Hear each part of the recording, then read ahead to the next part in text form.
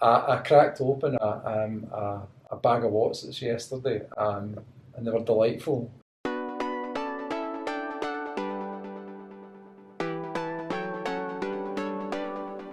Hey, I'm James Stewart from Croy. I'm an ultra runner, 40 years old, and this weekend past I've run the Self Transcendence 24-hour track race down in London and managed to achieve 160.38 miles.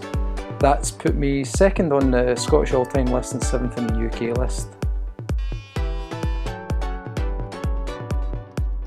In terms of training for the race, track-wise, aside from speed work, down at the lab, which a lot of people will know about if they know me.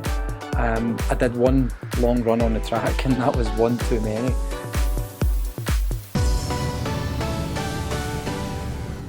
I was actually really calm and confident, and that comes down to I've had a really good year, yeah, and I contrast, when I'm going into races, I'll contrast how I felt versus other races. And the big contrast for the 24-hour race had to be the West Highland Way. My training had gone even better for the 24-hour race. I'd probably done less miles, but I didn't need to do as many because of what I had behind me. From down the day before in the train to London, I'd kind of slipped into a couple of meditation zones and I was just like so chilled. And it almost sounds a bit arrogant, but I knew I had it in me to achieve what I was setting out to achieve. It was just a case of making sure that all the variables I could control were managed well, and I executed on the day. So no nerves, no concerns, it was just a case of going out and trying to do the best I could, and I'm glad I did.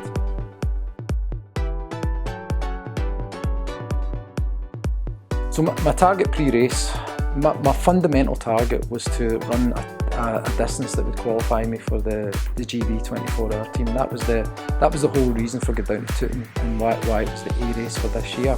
I probably knew I was going to hit it about 3-4 hours out. I knew it was going to happen. Even if I'd have walked, I could have met that number. But my true target was to get greater than 160 miles because it's a distance that's very rarely done, and only the second person since the early 90s to have done it was a big thing.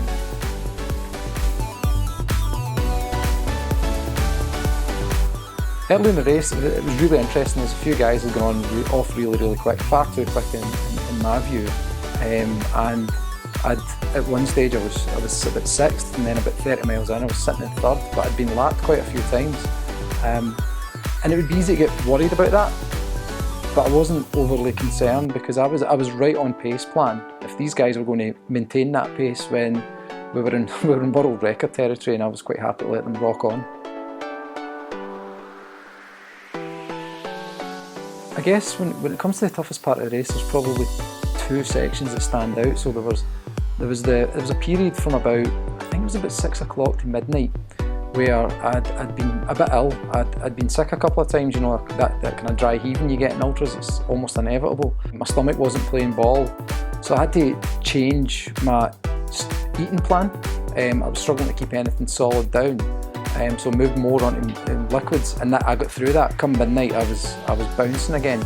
And then the other toughest period is just those last few hours where it's knowing that the end is in sight, but every step is painful, be it the blisters on your feet or your quads just not wanting to play. So just having to walk through them was extremely tough. It must have been just after 11:45. And I've gone through and the guy's like, 2 more laps to 160 miles. And you think to yourself, I could actually crawl to that. It's pretty exhilarating and energising. And I have to say, and I've got, it's bringing a smile without thought to my face right now. It was just so satisfying to think that a year and a half or more of hard work culminated in those last 5-10 minutes. 160 miles! 160 miles, very impressive, very impressive, all the way from Scotland. That is a very impressive mileage. James Stewart, wonderful, well done. So I got to 160 miles and I still had, I think I had 5 minutes to go, and Adrian Stott, there's a great picture and video of Adrian splitting me and my dad up from an embrace and pointing at his watch to say they've still got 5 minutes to go. So he was hunting us out to get that extra 0.4 mile in that we ended up getting in. But I did walk the last lap with the Sol tyre, and the people there were amazing. You know, everyone applauding me, congratulating me on the way round. And what I did for the last lap, just so you know, is that I put the effort in so I could walk the last lap with my dad and Scoosh, who were down there crewing for me.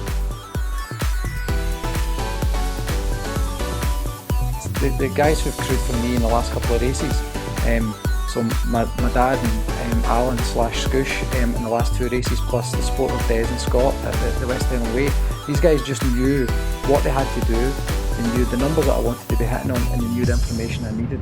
And it's extremely important. These guys just give themselves over to you, and it makes it all so easy for you.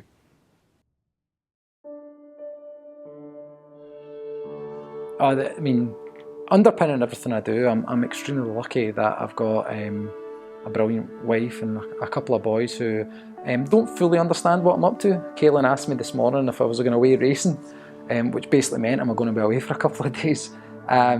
But they take a lot of pride in what I do. So, you know, my family, both Louise and the 2 boys, and also my dad, my mum, my brother, my sister, they guys are wholly supportive, and you can tell they're proud of me. So I'd like to recognise them.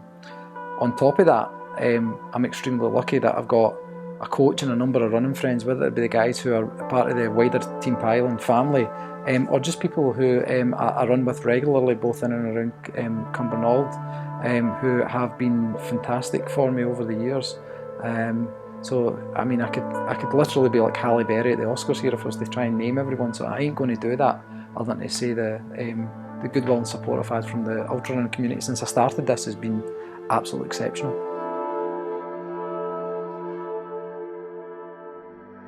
You know, this is going to sound corny, right?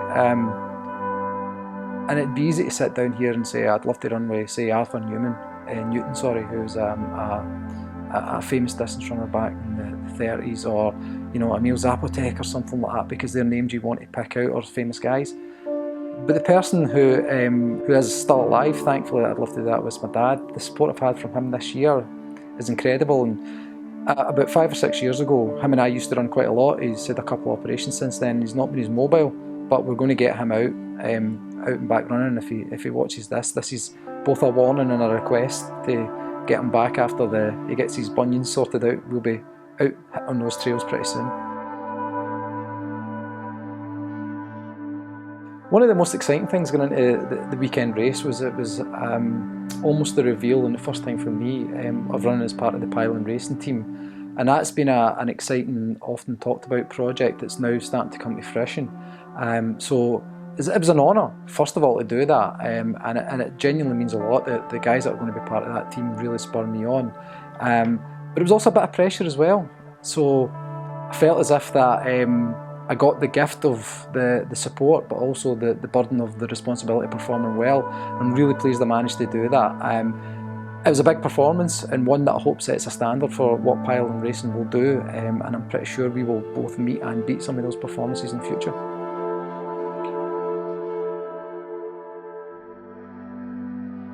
My favourite Pyllon training session, right? So I genuinely love speed work. I love the sessions I'll end up doing, mainly on a Thursday, just because how my week works out, where it's just putting yourself to the extremes of the pain and the effort that you can get to. And that might be on a track, or it might be on the canal for some flat so that you can kind of maintain a similar pace, or even the hill sessions that involve sprinting up hills till your lungs are coming out your mouth. Those ones work out best for me.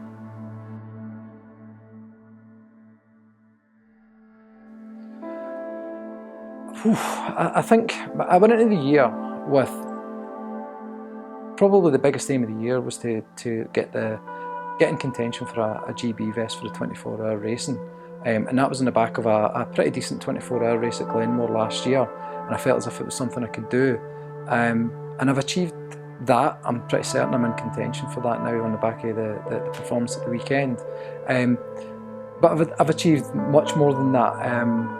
Winning the West Highland Way, didn't think that was going to be happening. When I sat in November last year, I hadn't been picked to run for Scotland yet.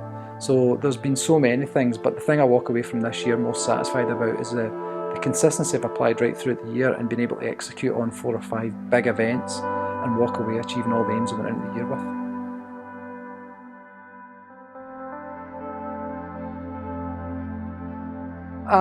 I'm almost ready to go back out.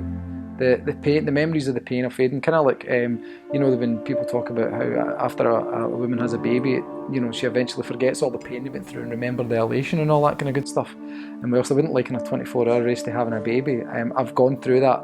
It wasn't really that sore, to the point where I'm like, right, okay, I'm going to get the shoes on tomorrow and see how things are. So 24 hours of labour you were in, and you gave birth to... I gave birth to a 160-pound monster. Excellent. Yeah.